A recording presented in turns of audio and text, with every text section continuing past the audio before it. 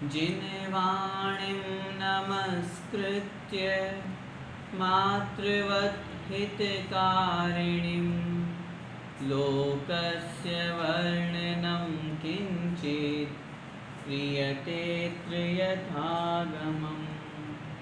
पंच परमेष्ठी भगवान की जय। द्वादशांग जिनवाणी माता की जय। संत शिरोमणि आचार्य भगवंत 108 श्री विद्यासागर जी महाराज की जय। परम पूज्य गुरुदेव मुनि पुंगोष्ठी 108 सुधा सागर जी महाराज की जय। अढ़ाई दीपस्थ समस्त मुनिराजों की जय। कर्णानुग दीपक भाग 3 चल रहा है और उसमें कल तक हमने तीसरा अधिकार पूरा कर लिया था। तीसरे अधिकार में हमने वैमानिक देवों के बारे में विस्तृत चर्चा की थी। वे वैमानिक देव किन्हें कहते हैं, कितने प्रकार के होते हैं, कैसे होते हैं, उनका निवास कहाँ है, ये सारा का सारा जो विषय है ये हमने वैमानिक देवों से संबंधित तीसरे अधिकार में पढ़ लिया था। कल जो हमने लोकांतिक देवों के बारे में पढ़ा था उनका कल की कक्षा का संक्षेप में रिवीजन करके हम आगे बढ़ते हैं।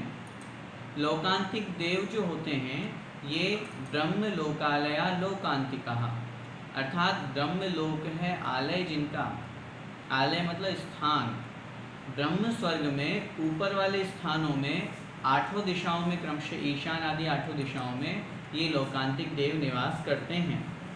इनकी विशेषता हमने पढ़ी थी, इनके यहाँ देवियों का प्रवेश नहीं होता। सभी देव समान रिद्धि वाले होते हैं, समान ऐश्वर्य वैभव वाले होते हैं। एवं ये जो सभी देव होते हैं ये एक भवावतारी होते हैं, अनुप्रेक्षाओं में दत्त चित्त होते हैं, पूरे जीवन भर 14 पूर्व के धारी होते हैं, पाठी होते हैं, इसलिए उनका पाठ करते रहते हैं, स्वाध्याय में ही अपना पूरा समय व्यतीत करते हैं।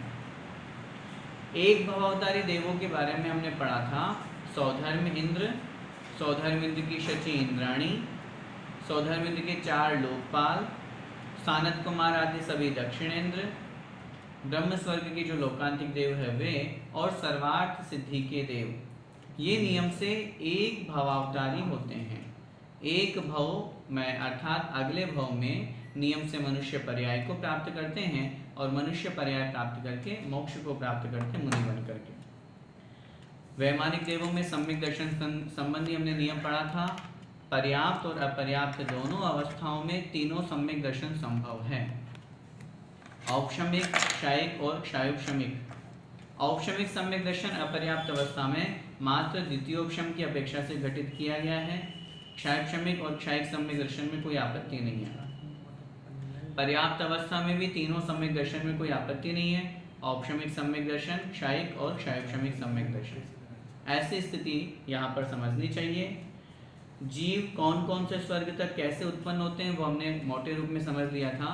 16वां स्वर्ग जो है वहाँ तक देश संयमी जो होते हैं, असंयमी कहें या देश संयमी कहें, वो 16वें स्वर्ग तक उत्पन्न होते हैं। जो दिगंबर अवस्था धारण करने वाले होते हैं वे ही मात्र 16वें स्वर्ग से ऊपर, दिगंबर मुनि जो होते हैं वे ही 16वें स्वर्ग से ऊपर जन्म लेते हैं, 9 ग्रेव्यक में, 9 अनुदिश में और 5 अनुत्तर में। ये नियम है। इसके बाद में हमने समझा था देवायु के बंदी के परिणाम के बारे में अलग अलग चर्चा यहाँ पर कर दी थी, कंदर्पाति देवों के बाद में, और फिर वैमानिक देवों की शक्ति हमने यहाँ पढ़ी थी, और अंत में सिद्ध भगवंतों का जो सुख है वह कैसा सुख है उसके बारे में हमने पढ़ा था, जो वचनों से नहीं कहा जा सकता। मनुष्य पर्याय में चक्रवर्ती का सर्वश्रेष्ठ सुख होता है और उस चक्रवर्ती से भी अनंत गुना सुख जो है वो भोग भूमि स्थित जीवों का, भोग भूमि में स्थित जीवों का जितना सुख है उससे अनंत गुना सुख धरणेन्द्र का होता है। धरणेन्द्र का जितना सुख है उससे अनंत गुना सुख देवेंद्र का होता है, जो स्वर्ग के इंद्र होते हैं, और उनका जितना सुख होता है उससे भी अनंत गुना सुख अहमिंद्र का होता है, और अहमिंद्रों से भी अनंत गुना सुख, एक क्षण मात्र का सुख सिद्ध भगवंतों का होता है। इतना सुख वहाँ पर उन सिद्ध भगवंतों में पाया जाता है, इसीलिए वह शाश्वत सुख है, अनंत गुना सुख है, अव्ययवाद सुख उसे नाम दिया गया है। तो इस प्रकार हमने तीसरे अधिकार में मुख्य रूप से, मोटे रूप से वैमानिक देवों की और ऊर्ध्वलोक की चर्चा हमने पढ़ ली। आइए अब हम आज चौथा अधिकार प्रारंभ करते हैं, तिर्यक लोकाधिकार। इसके हम 2-3-4 प्रश्न पढ़ते हैं, फिर उसके पश्चात आपको तीसरे अधिकार के प्रश्न उत्तर जो भी हैं उनको पूछने का समय दिया जाएगा। पहला प्रश्न है, स्थावर लोक किसे कहते हैं? हम ये जो अधिकार प्रारंभ कर रहे हैं इसमें किसका वर्णन है, पहले इसके बारे में हम संक्षेप में समझ लें।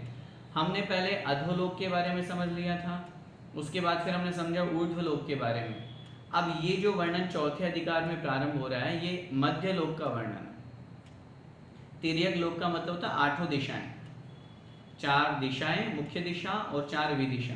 ये 8 दिशाएं जो हैं ये तिर्यक लोक कहलाता है, जिसे अपन मध्य लोक कहते हैं। इस मध्य लोक में क्या है, किसकी रचना है, असंख्यात द्वीप समुद्र है तो वे कहाँ पर हैं, किस प्रकार कौन कहाँ पर रहता है, ये सारा का सारा जो वर्णन है ये इस तिर्यक लोक अधिकार में अपन को पढ़ने को मिलेगा। देखिए पहला प्रश्न, तिर्यक स्थावर लोक किसे कहते हैं?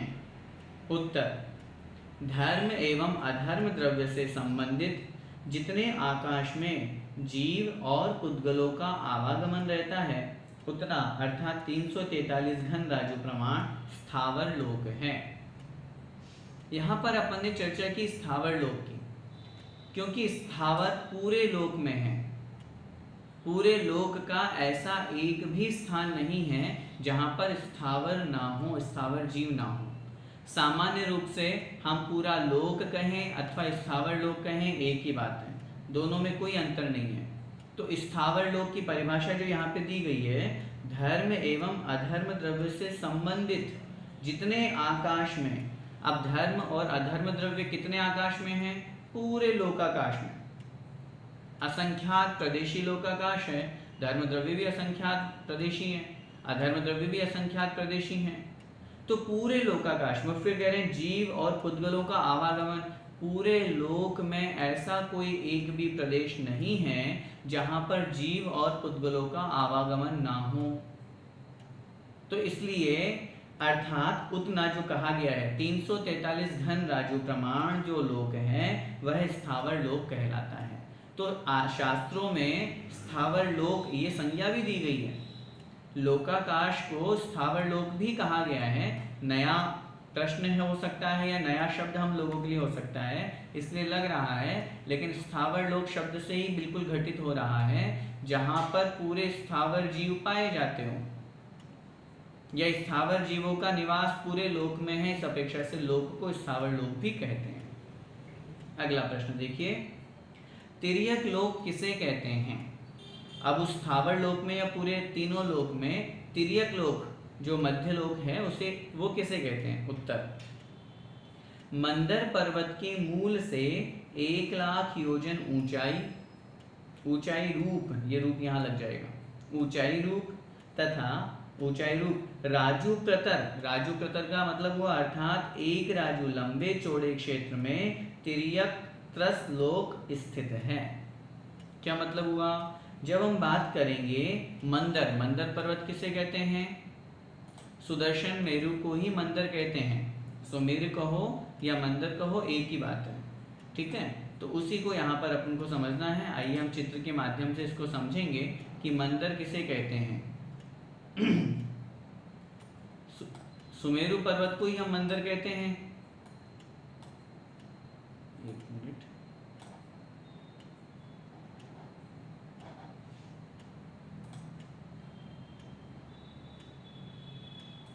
सुमेरु पर्वत के बिल्कुल नीचे से लेकर के और वह जो स्थान बताया गया है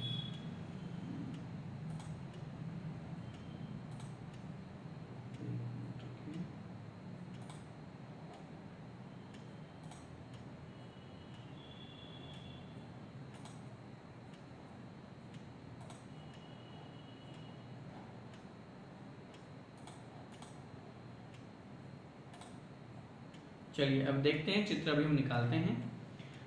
मंदर पर्वत के मूल से 1 लाख योजन ऊंचाई रूप राजू प्रतर अर्थात 1 राजू लंबे चौड़े क्षेत्र में तिर्यक त्रस लोक स्थित है। कहने का तात्पर्य यह है, जो सुमेरु पर्वत हमारा है उस सुमेरु पर्वत के स्थान से निकालेंगे तो सुमेरु पर्वत से बिल्कुल नीचे जड़ कितनी है? 1000 योजन की। तो उस 1000 योजन की जड़ को साथ में लेकर के और ऊंचाई में पूरा 99,000 ऊपर की तरफ है तो 1 लाख योजन का वह सुमेरु पर्वत हो गया। तो ऊंचाई की अपेक्षा से 1 लाख योजन, और इधर कितना है, तो जब हम लगाते हैं तो 1 राजू लंबा और 1 राजू चौड़ा। तो 1 राजू लंबा और 1 राजू चौड़ा जो स्थान बनता है ये तिर्यक लोक है। हमें समझना इस बात को कि जो लोक है वो गहराई में तो 7 राजू हैं, लेकिन जो हमने त्रस्त नाड़ी निकाली थी, जब हमने पहले त्रस्त नाड़ी का प्रमाण देखा था, तो 1 राजू लंबी, 1 राजू चौड़ी और कुछ कम 13 राजू का प्रमाण वहां पर आया था। तो उस स्थिति के अनुसार अपन को यहाँ पर समझना चाहिए कि 1 राजू लंबी और 1 राजू चौड़ी, और मध्य लोक कितना है, मात्र ऊंचाई में 1 लाख योजन। तो ये तिर्यक लोक का प्रमाण हुआ। अथवा समान धरातल पर स्थित चारों ओर विस्तृत असंख्यात द्वीप समुद्रों का समूह तिर्यक लोक कहलाता है। समान धरातल पर जहां पर हम लोग रहते हैं, ऐसे इस समान धरातल पर असंख्यात द्वीप समुद्र जहां तक फैले हुए हैं, पूरे में जहां तक फैले हुए हैं, मध्य लोक किसे कहेंगे, तिर्यक लोक किसे कहेंगे, जहां तक ये फैले हुए हैं। वो कहां तक फैले हुए हैं, पूरे त्रस्त नाली के बाउंड्री वॉल तक, 1 राजू लंबा 1 राजू चौड़े तक, पूरे तक वो फैले हुए हैं, गोल गोल गोल गोल। तो इस तरह से ये असंख्यात द्वीप समुद्र यहाँ तक फैले हुए हैं, ये तिर्यक लोक कहलाते हैं। इसलिए स्थावरों के साथ त्रस्त जीव भी इसी क्षेत्र में पाए जाते हैं। मतलब स्थावर जो अभी अपन ने पढ़ा, पूरे लोक में तो स्थावर पाए ही जाते हैं, लोक का ऐसा कोई स्थान नहीं होता जहाँ पर स्थावर ना हो, लेकिन इस स्थावरों के साथ में इस क्षेत्र में, इस स्थान में त्रस्त जीव भी पाए जाते हैं। त्रस्त जीव कहाँ तक पाए जाते हैं, इस लोक में जो ये त्रस्त नाड़ी हमारी है, तो इसमें 1 राजू लंबा और 1 राजू चौड़ा, इसमें त्रस्त जीव पाए जाते हैं, इसलिए इसको अपन त्रस्त नाड़ी कहते हैं। तो लंबाई चौड़ाई की अपेक्षा से 1 राजू और ऊंचाई की अपेक्षा से कुछ कम 13 राजू। चित्र निकालो। तो इस अपेक्षा से यहाँ पर इसको हम तिर्यक लोक कहते हैं। तिर्यक लोक का नक्शा अभी आपको बता रहे हैं, तब तक हम अगला प्रश्न पढ़ते हैं। देखिए, असंख्यात द्वीप समुद्र, असंख्यात द्वीप समुद्रों की संख्या कितनी है। आइए इस प्रश्न के पहले अपन ये पढ़ लेते हैं एक बार, आपको जो चित्र दिखाया जा रहा है वो वाला नक्शा, जिसमें मध्य लोक, ऊंचाई। हाँ, ये देखिए, ये आप लोगों के समक्ष जो चित्र आया है, ये नहीं कोई बात नहीं, ठीक। इसमें ऊंचाई जो 40 योजन की थी वो भी अपन समझते हैं। आगे फ्रंट की तरफ से जो दिया हुआ है, ये तो हुआ फ्रंट जो पूरा पुरुषाकार बना हुआ है, और ये जो अंदर एक प्लेट जा रही है ना, एक लाइन जा रही है, आप सभी लोग ध्यान से देखिए इसको। ये अंदर गहराई में 7 राजू है। ये जो अंदर गहराई में 7 राजू है, इसके बीचों बीच में देखिए 3 राजू इधर छोड़ दिए, 3 राजू बाद पीछे का छोड़ दिया। बीच में जो गोल बना हुआ है, बिल्कुल ब्लू कलर में जो गोल बना हुआ है, जिसमें 3-4 लाइंस आपको दिखाई गई है, ये क्या है, ये 1 लाख योजन लंबा और 1 लाख योजन चौड़ा, सॉरी 1 राजू लंबा और 1 राजू चौड़ा मध्य लोक है। ये मात्र इतना सा, इसी में ये असंख्यात द्वीप समुद्र बने हुए हैं। ये जो असंख्यात द्वीप समुद्र है, ये जो 3-4 लाइंस बताई गई है, ये एक उदाहरण मात्र है।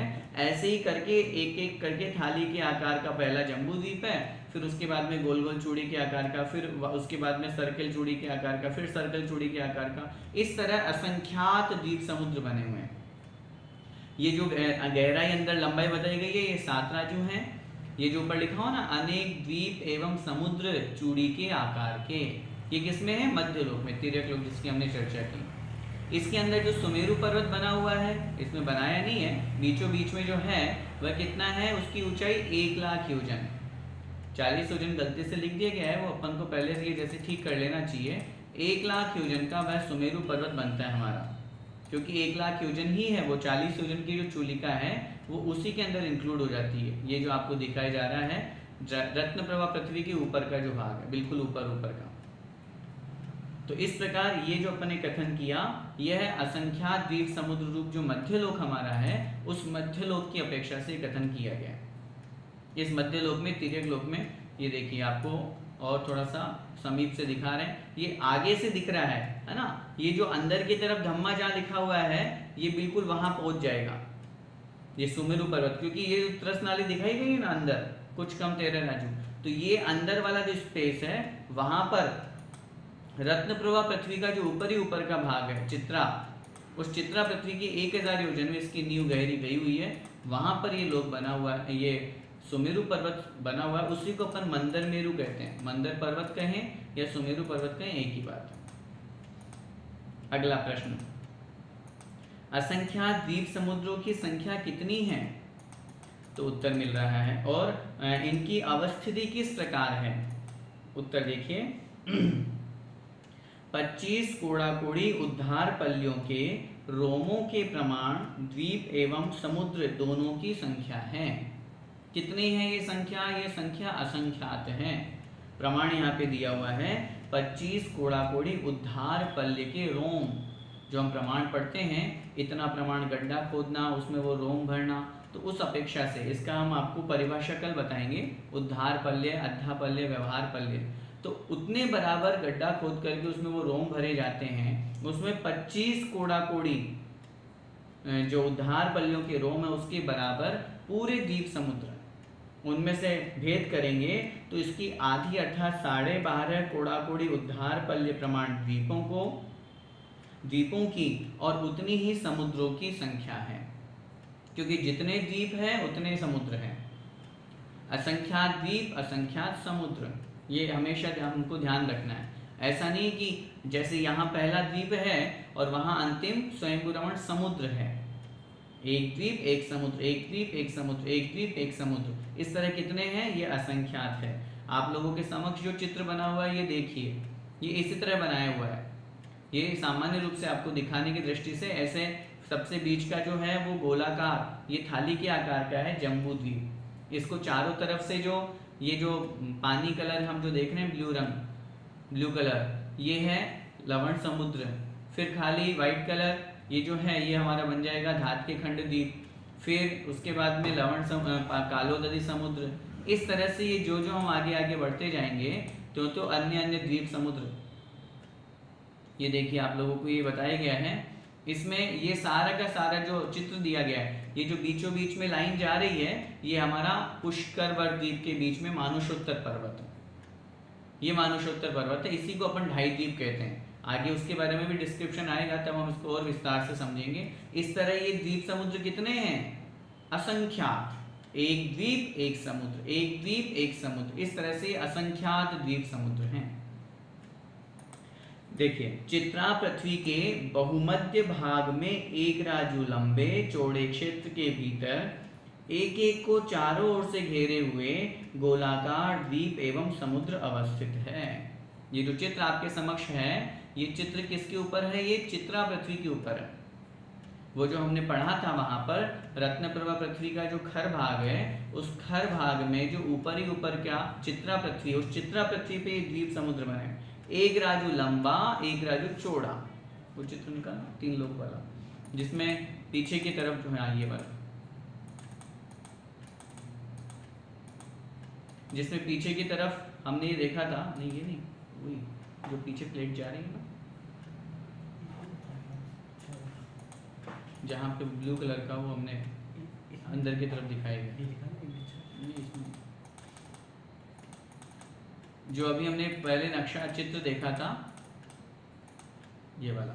ये जो देखिए इधर बिल्कुल एक साइड में जो हम क्या लिख रहे हैं यहाँ पे मध्य लोक है ना, ये मध्य लोक कहाँ है? रत्नप्रभा पृथ्वी, इसके जस्ट नीचे यहीं से प्रारंभ हो रही है। जब हम अंदर की तरफ जाएंगे तो ये जो ब्लू कलर का बन रहा है, हमने जो लाइन पढ़ी ध्यान से, चित्रा पृथ्वी के बहुमध्य भाग में ये पूरा का पूरा लोक है। 7 राजू अंदर गहरा, 3 राजू इधर छोड़ दीजिए, 3 राजू पीछे का छोड़ दीजिए, बीच का जो 1 राजू वाला स्थान है उसमें चित्रा पृथ्वी के बिल्कुल बीचों बीच से प्रारंभ करेंगे, जहाँ सुमेरु पर्वत बना हुआ, वहां से लेकर के 1 राजू लंबे और 1 राजू चौड़े क्षेत्र के भीतर ये जो स्पेस बना हुआ है ना पूरा, ये कितना है? 1 राजू लंबा और 1 राजू चौड़ा। कितने हैं ऐसे? एक एक को चारों ओर से घेरे हुए गोलाकार, ये जो आपको दिखाया हुआ ना गोलाकार, एक एक को चारों ओर से घेरे हुए, पहला गोल जम्बू द्वीप, उसको चारों ओर से लवण समुद्र घेरा है, तो लवण समुद्र को धात के खंड द्वीप घेरे हुए, ऐसे घेरे हुए कितने असंख्यात द्वीप समुद्र अवस्थित हैं। इनमें से सबसे पहले जम्बू द्वीप नामक द्वीप और अंत में स्वयंभू रमण नामक समुद्र स्थित है। ये जो असंख्यात द्वीप समुद्र हमारे बने हुए हैं, इनमें से पहले द्वीप का नाम क्या है? जम्बू द्वीप। और अंतिम समुद्र का नाम क्या है? अंतिम समुद्र का नाम बनेगा, क्या बनेगा?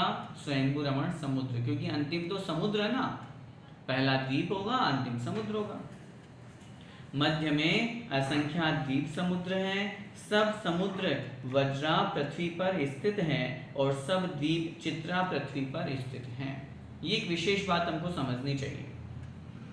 जितने भी द्वीप बने हुए हैं वे सब चित्रा पृथ्वी पे, और जितने भी समुद्र बने हुए हैं उनका जो तल है वो वज्रा पृथ्वी पे 1000 योजन नीचे जाकर के 1000 योजन की चित्रा पृथ्वी हुई, उस चित्रा पृथ्वी से 1000 योजन नीचे जाएंगे तो वज्रा पृथ्वी प्रारंभ होगी।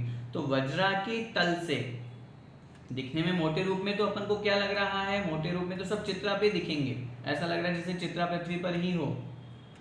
निकलो सब द्वीप समुद्र वाला क्षेत्र, मोटे रूप में तो हमको ऐसा लगेगा कि जैसे ये चित्रा पृथ्वी पर ही हो, लेकिन हाँ ये देखिए, अब इसमें जितने भी ये द्वीप हैं, व्हाइट कलर में अपन को जो दिख रहा है ये सब द्वीप हैं।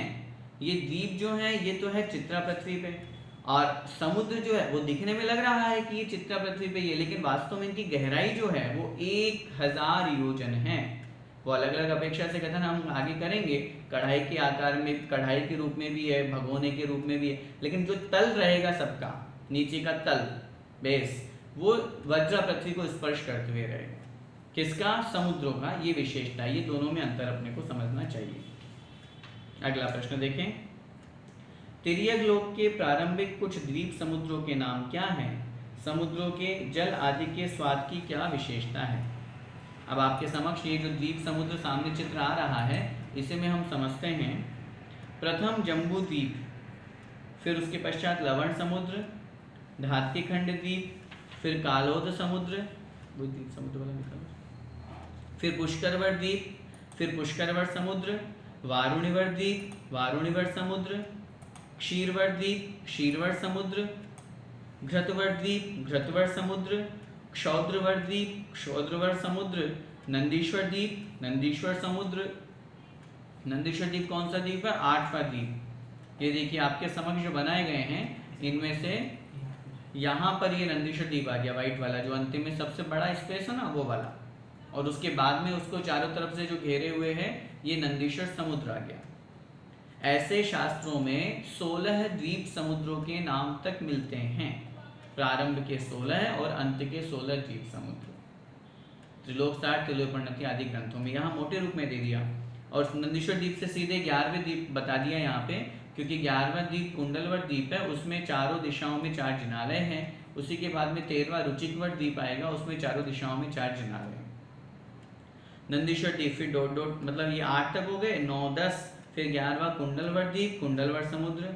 फिर इसी तरह से आगे चलते चलते असंख्यात द्वीप समुद्रों को पार कर लेते हैं, तो अंतिम स्वयंभू रमण द्वीप एवं स्वयंभू रमण समुद्र है। अच्छी तरह से समझना है, अंतिम में स्वयंभू रमण समुद्र है, जो कि कितना बड़ा है? कल मैंने आपके संक्षेप में कहा था, जितने असंख्यात द्वीप समुद्र हैं, उन असंख्यात द्वीप समुद्रों का टोटल कुल जितना विस्तार है, उससे 1 लाख ज्यादा विस्तार अंतिम स्वयंभू रमण समुद्र का है। कैसे? उदाहरण समझिए, जैसे जम्बूद्वीप 1 लाख योजन, लवण समुद्र 2 लाख योजन, धात्रिखंड हुआ 4 लाख योजन, और कालोदरी समुद्र हुआ 8 लाख योजन। अब हम इसको अगर अपन समझें कि 8 लाख योजन का धात्रिखंड, 8 लाख योजन का कालोदरी समुद्र हुआ, पुष्करवर द्वीप कितना योजन हुआ? तो 16 लाख होना चाहिए, डबल हो रहा है ना। अब उस 16 लाख को अगर अपन लगाएं तो कैसे लगाएं? 1 लाख जम्बूद्वीप, फिर 2 हो गया हमारा लवण समुद्र, 1 और 2 3, फिर 2 दूने 4 हो गए हमारा धात्रिखंड द्वीप, तो 4 और 3 7। इसके बाद में हमने पढ़ा 8 लाख योजन का हमारा हो गया कालोदरी समुद्र, तो 7 और 8 15। तो कुल जम्बू द्वीप से लेकर के और धात्रिखंड के और उसके भी आगे कालोदरी समुद्र तक कुल विस्तार हुआ 15 लाख योजन, और उसमें एक ज्यादा करेंगे तो आ जाएगा हमारा पुष्करवर द्वीप का जो विस्तार है 16 लाख योजन। तो ऐसे ही असंख्यात द्वीप समुद्र जब हम लगाएंगे तो जितने द्वीप समुद्र निकल जाएंगे, अंतिम वाले को छोड़ दीजिए, उनका जितना विस्तार होगा उससे 1 लाख योजन ज्यादा विस्तार अंतिम स्वयंभू समुद्र का होगा। इतना बड़ा है अंतिम स्वयंभू समुद्र। वारुणिवर, लवणाब्दी अर्थात लवण समुद्र, घृतवर और क्षीरवर, ये 4 समुद्र अपने अपने नामानुसार रस वाले हैं। कालोदधी, पुष्करवर और स्वयंभू रमण, ये 3 समुद्र का जल रस के स्वाभाविक स्वाद वाले हैं। उनमें पुष्करवर समुद्र में मधु सदृश जल है और शेष समुद्र इक्षुरस सदृश है। क्या मतलब हुआ? एक चित्र आप लोगों को यहाँ दिखाया जा रहा है जिसमें उन द्वीप जो समुद्र हैं, उन समुद्रों में जो जल है वो जल किस प्रकार है, कौन से स्वाद वाला है। जैसे हम सामान्य से सुनते हैं ना लवण समुद्र, तो लवण समुद्र में नमक के समान का वो होना चाहिए। तो ये देखिए आपके समक्ष जो सामने आया है समुद्र, पानी का रंग कैसा है? लवण समुद्र सामान्य है, स्वाद कैसा है? खारा, ठीक है। और ये जो आगे दिया हुआ है इसमें जलचर जीव, एक प्रश्न आगे आएगा। अच्छा, ये पहले एक बार इस पंक्ति को पूरा कर लें। कर्म भूमि से संबद्ध लवणोद अर्थात लवण समुद्र, कालोद अर्थात कालोद समुद्र और अंतिम स्वयंभू रमण समुद्र में ही जलचर जीव हैं, शेष समुद्रों में नहीं। चलिए अब हम ये जो सामने हमारे चित्र आया इसमें हम देखें 16 द्वीप तक के नाम और 16 समुद्र के नाम यहाँ लिखे हुए हैं। इनमें से मोटे मोटे प्रारंभ के देखें। लवण समुद्र, पानी का रंग सामान्य है और स्वाद कैसा है? खारा, लवण नाम है। इसमें जलचर जीव पाए जाते हैं क्या? बिल्कुल पाए जाते हैं। फिर है कालोदधी समुद्र, पहले जम्बूद्वीप आएगा, जम्बूद्वीप को चारों तरफ से घेरे हुए है लवण समुद्र, लवण समुद्र को चारों ओर से घेरे हुए धात के खंड द्वीप, धात के खंड द्वीप को चारों तरफ से घेरे हुए है कालोदधी समुद्र। कालोदधी समुद्र के पानी का जो रंग है वो कैसा है? कृष्ण वर्ण के समान, काला उदधी, और उसका जो स्वाद है वो कैसा? सामान्य जल, जैसा कि यहाँ कहा गया था ऊपर। कालोदधी, पुष्करवर, स्वयंभू रमण 3 समुद्र जलरस के स्वाभाविक स्वाद वाले हैं। फिर उसके बाद पुष्करवर द्वीप, पुष्करवर द्वीप के बाद में पुष्करवर समुद्र आएगा। उस पुष्करवर समुद्र का जो रंग पानी है वो मधु के समान है रंग उसका, और जो स्वाद है वो भी मधु के समान है। मधु का मतलब क्या होता है? शहद। जैसे उसका रंग होता है वैसे ही वो मिष्ट मीठे स्वाद वाला है। अब चूंकि ये जो पुष्करवर द्वीप आया ये 2.5 द्वीप से बाहर हो गया, 2.5 द्वीप से बाहर होने के कारण से इसमें जलचर जीव नहीं पाए जाते, क्योंकि 2.5 द्वीप से बाहर लेकर के अंतिम जो स्वयंभू रमण समुद्र है उसको छोड़ दीजिए, उसके पहले तक जितने भी द्वीप समुद्र हैं उनमें जितने भी समुद्र हैं उनमें जलचर जीव नहीं पाए जाते। ऐसे ही वारुणिवर द्वीप, वारुणिवर समुद्र शराब के समान रस वाला है, शराब के समान ही रंग वाला है। तो ये शराब का पानी नहीं है, शराब नहीं है, ऐसा नहीं समझना कि वहाँ शराब मिलती हो, नहीं, उसका रंग वैसा है और उसका स्वाद वैसा है, ये अपन को समझना चाहिए। ऐसा भी नहीं समझिएगा कि उसको पीने से कोई मदिरा का या जिस तरह का बेहोशी आती है या नशा चढ़ता है वैसा होता है, वो नहीं है, रस मात्र वहाँ पर कथन किया गया है। ऐसे ही क्षीरवर समुद्र जो है हमारा दूध के समान, जो हम पढ़ते हैं ना पंचम समुद्र से 5 जो क्षीर सागर के जल से अभिषेक किया जाता है भगवान जिनेंद्र देव का, तो वो ये क्षीर सागर का जल है जल, लेकिन उसका रंग कैसा है? क्षीर के समान, दूध के समान है। अच्छी तरह से इन बातों को समझिएगा। कुछ लोग जो कहते हैं कि जब भगवान का जन्माभिषेक भी दूध से किया जाता है तो फिर अभिषेक करने में क्या आपत्ति है?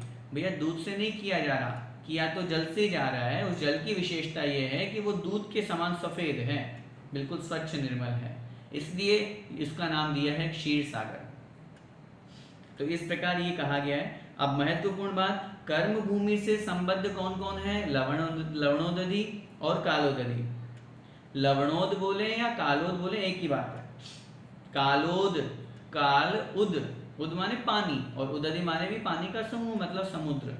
तो कालोदधी बोले अथवा कालोद बोले अथवा लवणोद बोलें अथवा लवणोदधि बोलें, एक ही बात है। और अंतिम स्वयंभू रमण जो समुद्र है उसमें ही जलचर जीव पाए जाते हैं, शेष समुद्रों में नहीं पाए जाते हैं। अंतिम प्रश्न आज की कक्षा का, फिर हम आपके प्रश्नोत्तर लेंगे तीसरे अध्याय वाले। द्वीप समुद्रों का विस्तार कितना है? जो अभी हमने जो द्वीप समुद्र पढ़े हैं उनका विस्तार कितना है? तो लिख रहे हैं जम्बू द्वीप का विस्तार 1,00,000 योजन है। जो हमने सारे द्वीप समुद्र पढ़े थे उनमें ये देखिए सामने ये जो बीचों बीच का है ये क्या है? जम्बू द्वीप। इसका विस्तार कितना है? व्यास 1,00,000 योजन। और उसके आगे लवण समुद्र से लेकर, ये जो आपके समक्ष लवण समुद्र दिखाया गया है, इस लवण समुद्र से लेकर स्वयंभू रमण समुद्र पर्यंत द्वीप समुद्रों के विस्तार क्रमशः दुगने दुगने हैं। क्या मतलब हुआ? अब इस चित्र को बड़े ध्यान से देखिए। सुदर्शन मेरु जो है वो 1,00,000 योजन विस्तार वाला है, गोलाकार है ये, गोलाकार है ये, गोलाकार 1,00,000 योजन है। 1,00,000 योजन से दुगना क्या है? 2,00,000 योजन। कौन सा समुद्र? लवण समुद्र। तो ये जो चूड़ी का आकार बनेगा लवण समुद्र का, तो ये जो स्पेस इस तरह से पूरा गोल बनेगा, ये 2,00,000 योजन है। यहां से 2,00,000 योजन नहीं, वो तो जम्बू द्वीप है, क्योंकि जम्बू द्वीप थाली के आकार का है और आगे के जितने भी द्वीप समुद्र वो सब चूड़ी के आकार के हैं, इस तरह से बनते हैं। तो ये 2,00,000 योजन। फिर अगला जो धात के खंड द्वीप आएगा वो 4,00,000 योजन, इस तरह से पूरा गोल गोल चूड़ी के आकार में। फिर जो अगला समुद्र आएगा कालोदधि समुद्र वो 8,00,000 योजन। फिर पुष्करवड़ द्वीप 16,00,000 योजन। फिर 32,00,000 योजन। इस तरह से असंख्यात द्वीप समुद्र दुगने दुगने विस्तार वाले हैं। अंतिम स्वयंभू रमण समुद्र कितना है? असंख्यात योजन विस्तार वाला है। मोटे रूप में अगर अपन जानना चाहें तो मोटे रूप में ये कह सकते हैं एक राजू में पूरे द्वीप समुद्र फैले हुए हैं, उसमें से लगभग आधा राजू तो स्वयंभू रमण समुद्र ही है। समझ में आई मेरी बात? एक राजू में असंख्यात द्वीप समुद्र फैले हुए हैं, उसमें से क्योंकि हमने पढ़ा अगला दुगना दुगना होता जा रहा है, तो अंतिम जो स्वयंभू रमण समुद्र होगा वो कितना बड़ा होगा? वो पहले के जितने द्वीप समुद्र हो चुके हैं कुल मिलाकर के असंख्यात, उनसे भी 1,00,000 योजन ज्यादा वाला होगा। तो लगभग आधा राजू में पूरा का पूरा स्वयंभू रमण समुद्र फैला हुआ है। इस तरह की ये मध्यलोक की रचना है। अब इसकी परिधि और आगे सब जो विषय वर्णन है ये हम कल की कक्षा में देखेंगे, क्योंकि कुछ लोगों की जिज्ञासाएं थी कि जो हमारा तीसरा अधिकार हुआ है उस तीसरे अधिकार में कुछ प्रश्न हमें पूछना है शंका समाधान के रूप में, तो इसलिए यहाँ पे आप लोग तीसरे अधिकार से संबंधित जो भी आपके प्रश्न हैं वो आप यहाँ पे रख सकते हैं।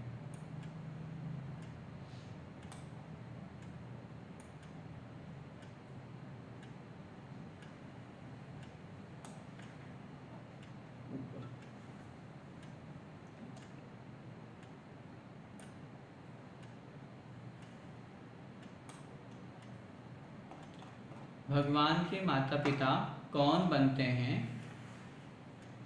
वे ऐसा कौन सा कर्म करते हैं? इस संबंध में कोई विशेष प्रमाण तो शास्त्रों में देखने को नहीं मिला, लेकिन चूंकि भगवान के माता पिता बहुत पुण्यशाली जीव होते हैं, वे जब तीर्थंकर जैसे बालक को जन्म देते हैं तो निश्चित रूप से वे भी निकट भव्य होते हैं। और आचार्यों ने ये जरूर लिखा है कि वे निकट भव्य होते हैं और 2-3 भवों में मोक्ष प्राप्त करते हैं। इस प्रकार समझना चाहिए।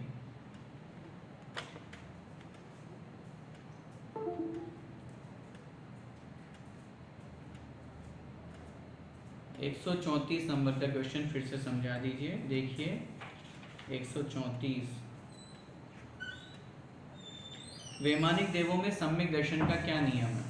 देखिए वैमानिक देवों में पर्याप्तक और अपर्याप्तक अवस्था में औपशमिक, क्षायिक और क्षायोपशमिक सम्यक दर्शन हो सकते हैं। सम्यक दर्शन 3 प्रकार के हैं। कौन कौन से? औपशमिक, क्षायिक और क्षायोपशमिक। अब इनमें से तीनों सम्यक दर्शन दोनों अवस्थाओं में, पर्याप्त अवस्था में भी कहे और अपर्याप्त अवस्था में भी कहे।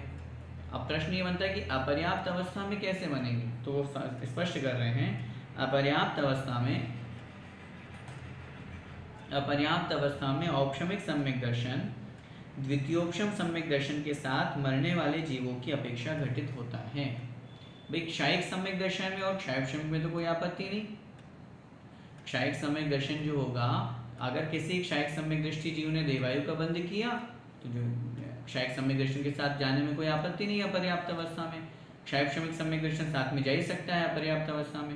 अब औपशमिक वाले का एक मन में विकल्प होता है, तो वो यहाँ क्लियर कर दिया कि जहाँ द्वितीयोपशम सम्यक्त्व के साथ में किसी जीव का मरण हो जाता है, उस जीव के उस विग्रह गति में अपर्याप्त अवस्था में औपशमिक सम्यक दर्शन घटित हो जाता है।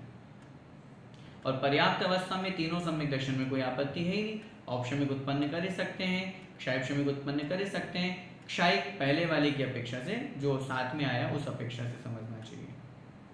देवांगनाओं की बात करेंगे तो देवांगनाओं की अपर्याप्त अवस्था में एक भी सम्यक दर्शन नहीं होता है, क्योंकि सम्यक दर्शन के साथ में स्त्री पर्याय की प्राप्ति नहीं होती। इसलिए पर्याप्त अवस्था में नवीन उत्पत्ति की अपेक्षा से औपशमिक और क्षायक ये दो ही सम्यक दर्शन हो सकते हैं, क्योंकि क्षायक सम्यक दर्शन उत्पन्न नहीं किया जा सकता। मैंने कल भी आपसे निवेदन किया था, क्षायिक सम्यक दर्शन का प्रस्थापक मतलब प्रारंभ करने वाला कर्म भूमि का मनुष्य, संगी, पंचेंद्रिय, पर्याप्तक ही होता है, मनुष्य ही होता है और अन्य जीव नहीं।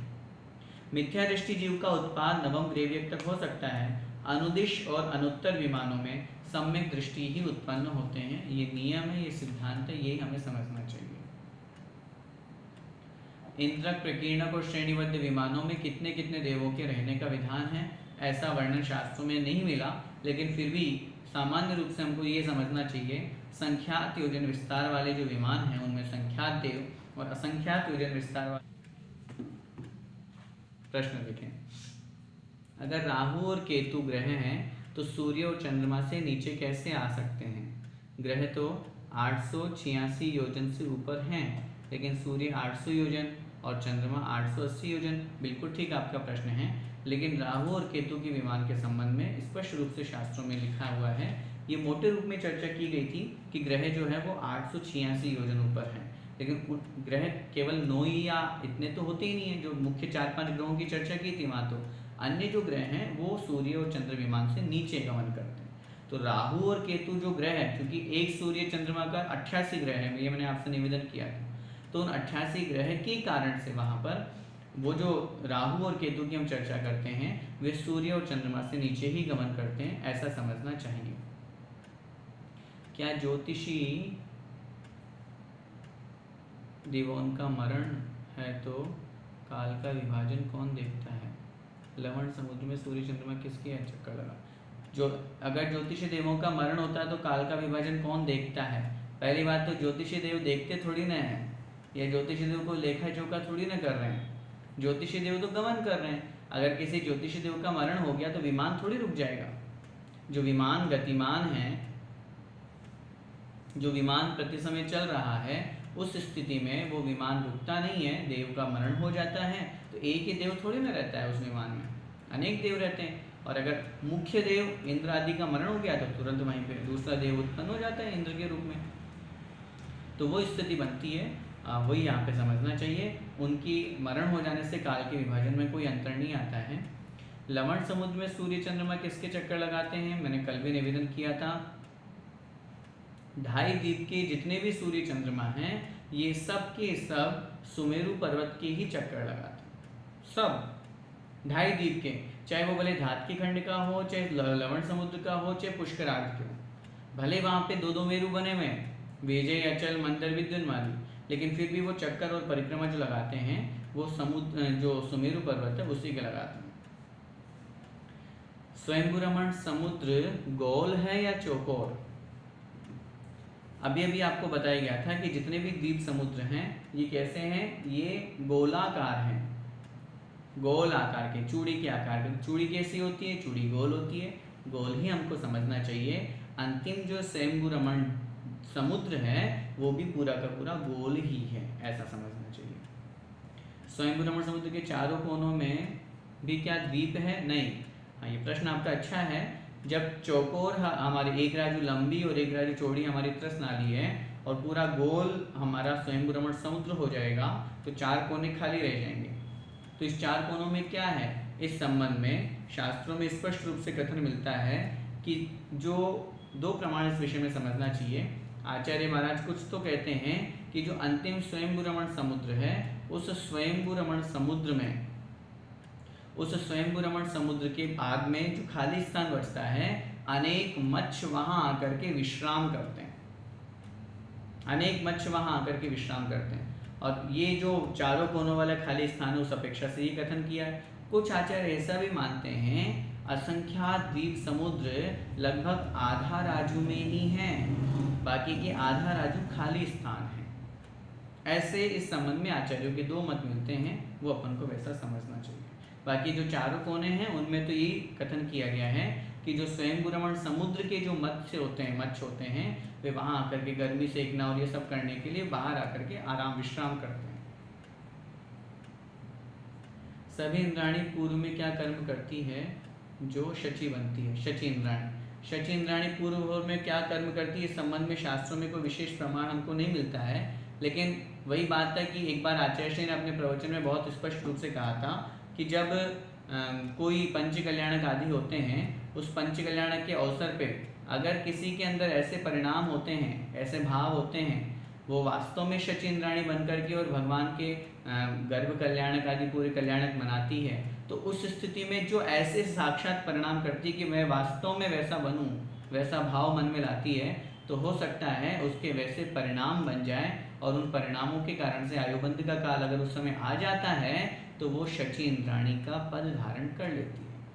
इसीलिए पंचकल्याणक आदि के अवसर पर बनाए जाने वाले सौधर्मेंद्र शची इंद्राणी व्यर्थ नहीं होते, उस समय जो बनते हैं वो वास्तव में होते हैं। और पूज्य गुरुदेव तो कहते हैं, अगर कोई लोग ये कहते हैं, समझते हैं कि अरे ठीक है ये तो ऐसे बना दिए पैसे इकट्ठे करने के लिए, बोली लगाने के लिए, वो कहते हैं नहीं, बिल्कुल नहीं।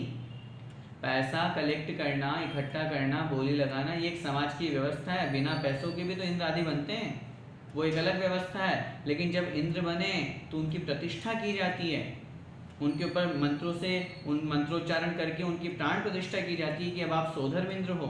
अगर आप सही नहीं मानोगे तो फिर तो भगवान भी सही नहीं बने, सच्चे भगवान नहीं बने, क्योंकि भगवान की तो ऐसी प्रतिष्ठा हो रही है। तो इसलिए वो बिल्कुल वास्तव में वैसा ही अनुभव करना चाहिए उस समय जब हम सौधर्म इंद्र बने, जब शची इंद्राणी बने।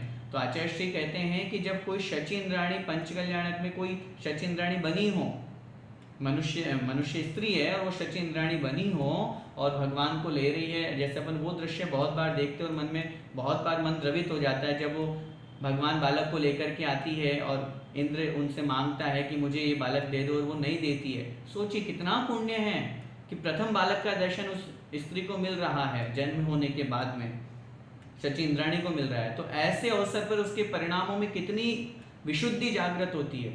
तो उस विशुद्धि के समय अगर किसी का आयुबंध के योग्य काल आ गया तो हो सकता है वह शची इंद्राणी के पद को प्राप्त कर ले।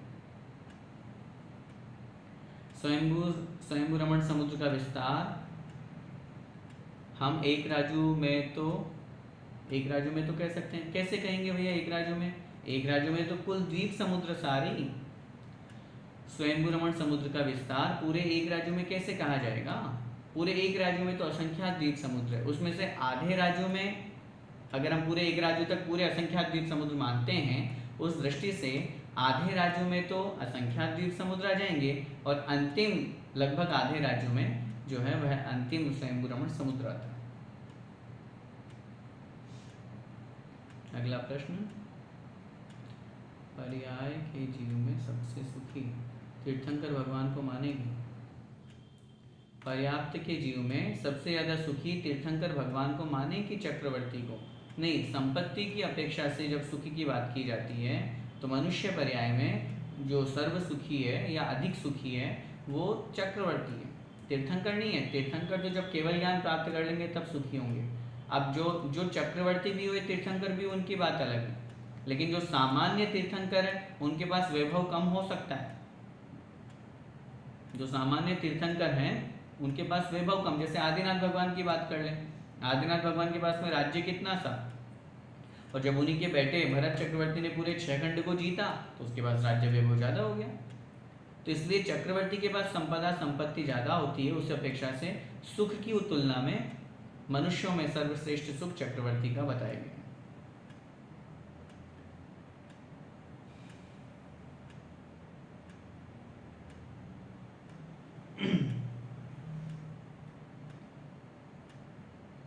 ग्रुप पर नक्शा भेज दें, ठीक है, इसको हम नक्शे को भेज देंगे। मनुष्य पर्याय, मानुष्य पर्याय से तात्पर्य, मानुष्य पर्याय से तात्पर्य मनुष्य पर्याय है। मनुष्य पर्याय में जन्म लेना मनुष्य पर्याय कहलाता है। ईशान आदि उत्तरेंद्र कितने भाव में मोक्ष आते हैं, इनके संबंध में कोई प्रमाण शास्त्रों में नहीं मिलता है, न इनका कोई नियामक कारण है कि इतने ही भावों में मोक्ष आते हैं, इसलिए इनका कोई नियामक कारण नहीं कहा गया है।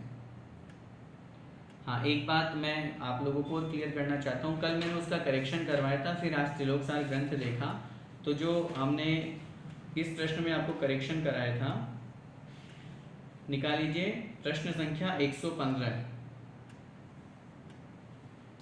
115 नंबर का प्रश्न।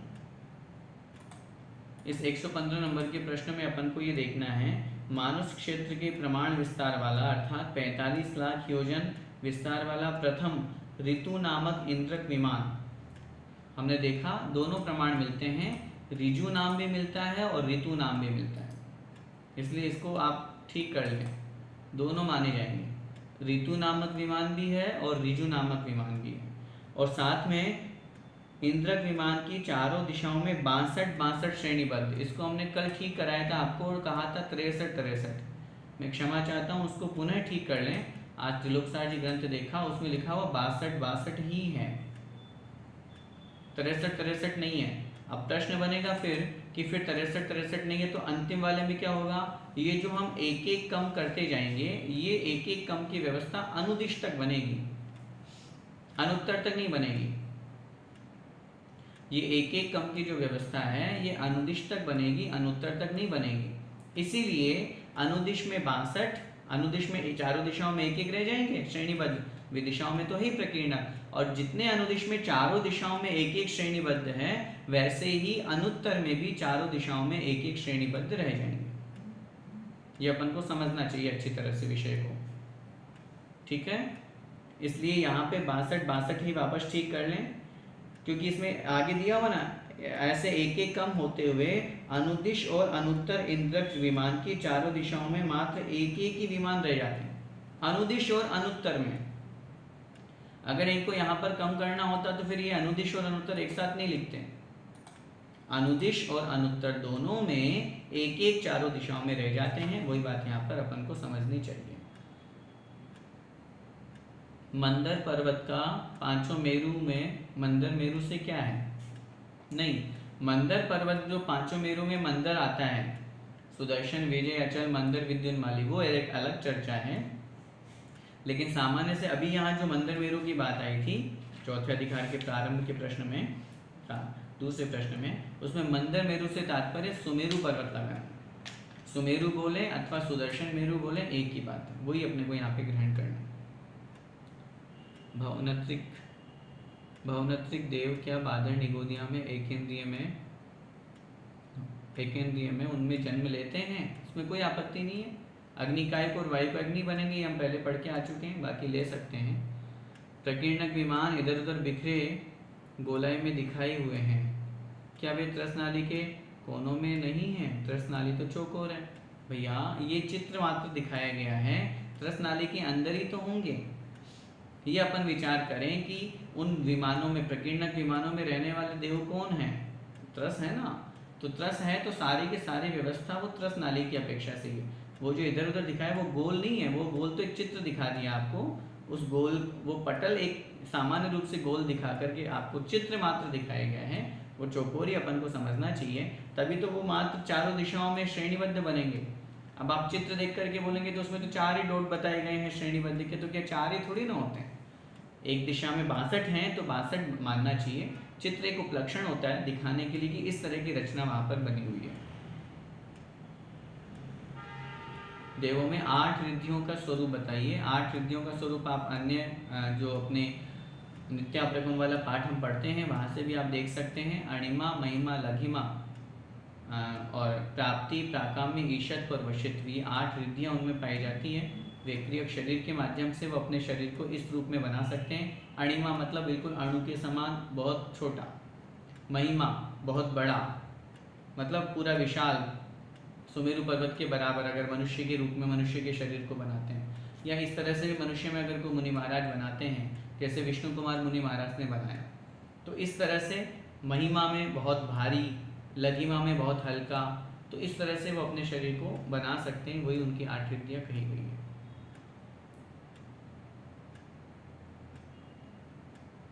बस और कोई प्रश्न आज आपके नहीं बचे हैं।